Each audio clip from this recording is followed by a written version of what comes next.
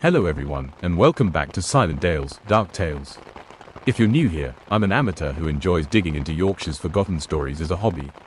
If you spot a mistake or two, it won't be through a lack of effort.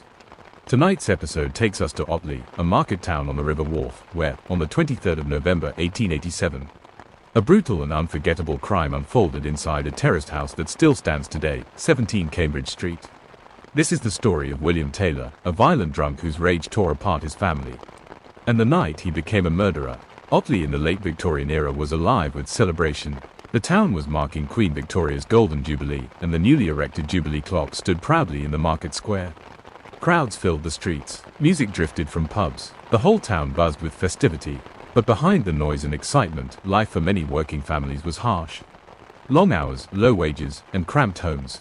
And in one small terrace on Cambridge Street, a family was living under the shadow of a man whose temper was known throughout the town. William Taylor was infamous in Otley.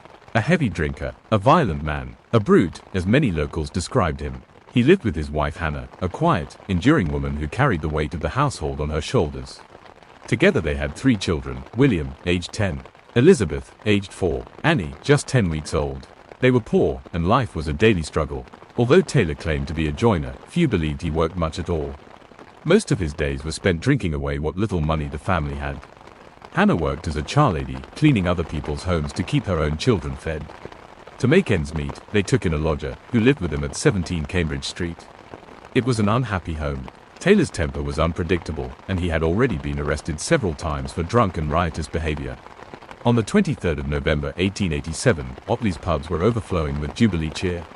Taylor spent the entire day drinking, moving from one pub to the next, shouting, singing, and causing trouble. By closing time, he had been thrown out of the Rose and Crown for kicking off at the landlady. He staggered home, yelling into the night and lashing out at thin air. Inside the house, Hannah was desperately trying to soothe baby Annie, who had been crying for hours. Their lodger came downstairs, complaining he couldn't sleep either, and helped Hannah build a fire to warm the room. To draw the flames, Hannah opened the back door, just a crack. The fire had only just taken when the front door burst open.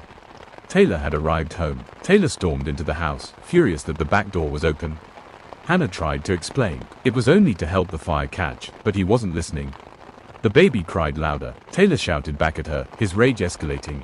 Then he grabbed the shotgun hanging on the wall. Hannah knew what was coming. She snatched baby Annie from her cradle and fled through the back door into the yard. Hartley ran for the front door, and narrowly escaped as Taylor fired at him. From the corner of her eye, Hannah saw Taylor aiming the shotgun at her. Acting on instinct, she turned her body to shield Annie. The shot grazed Hannah's arm. She ran next door, screaming for help. Inside, neighbors unwrapped the baby's blankets and found blood, a lot of it. The more they unwrapped, the worse it became. Officers surrounded 17 Cambridge Street. Taylor refused to come out. His brother Stephen, who lived nearby, was brought in to try to calm him. But Taylor shouted threats from inside. "I'll make it warm in here for anyone who enters." The police held their positions, unable to force entry without risking more lives. As dawn approached, they called for their senior officer, Superintendent Thomas Birkhill. Birkhill was well liked in Otley. Fair, steady, respected by locals, even by those who didn't always stay on the right side of the law. When he arrived, he took control immediately. Birkhill placed officers at both the front and back doors. Another constable managed to slip inside and position himself on the bottom steps of the staircase, giving him a view of both entrances. No one knew where 4-year-old Elizabeth was. No one knew if she was alive. The plan was simple: enter the house from both doors at once. But Taylor saw Birkhill through the front window. He raised the shotgun and fired. The blast struck Birkhill in the back of the head, near his left ear. He collapsed instantly. Officers dragged him into a neighbor's house, where surgeons tried desperately to save him. But the wound was too severe. Superintendent Thomas Birkhill died at 10:45 a.m. An eerie silence fell over Cambridge Street. Neighbors stepped back. Officers held their breath. Only the Taylor family dog barked from its kennel at the bottom of the garden. Believing the coast was clear, Taylor crept out toward the coal shed, carrying a shovel.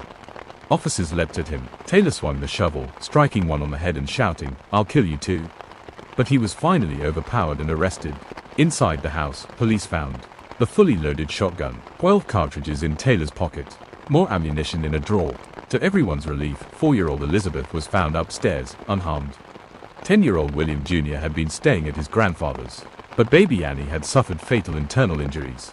She died within hours. Taylor was taken to the police station and charged with The murder of baby Annie. The murder of Superintendent Birkhill. When questioned, Taylor shrugged off the accusations, saying, "It's all my eye and Peggy Martin." Meaning, it's just town gossip. Then he added, "But I may have gone a bit too far this time." Taylor appeared disturbingly cheerful at his hearings, smiling, excited, and showing no remorse. He was declared insane and sent to Broadmoor Criminal Lunatic Asylum, the oldest high-security psychiatric hospital in England. Broadmoor has housed many infamous criminals over the years, including Peter Sutcliffe and Ronnie Cray. Taylor lived out the rest of his life there. He died in 1925. Hannah stayed at 17 Cambridge Street for 3 years after the murders. Facing public shame despite being a victim herself, she cut contact with William. But one day, a letter arrived from Broadmoor. Taylor wrote, "Old Satan told me to pull my eyes out, and I cannot see anything now." A second letter from the asylum confirmed it. Taylor had blinded himself during an episode of mania, gouging out his own sight with his fingers. His mind, they said, was now comparatively tranquil. Thank you for joining me for this episode of Silent Dale's Dark Tales. As always, I'm just an amateur doing this as a hobby, exploring the stories that shaped Yorkshire's past. If you found this interesting, please consider subscribing. Many more forgotten tales are waiting to be uncovered. Until next time, stay safe and keep wandering the Silent Dales, where dark tales linger.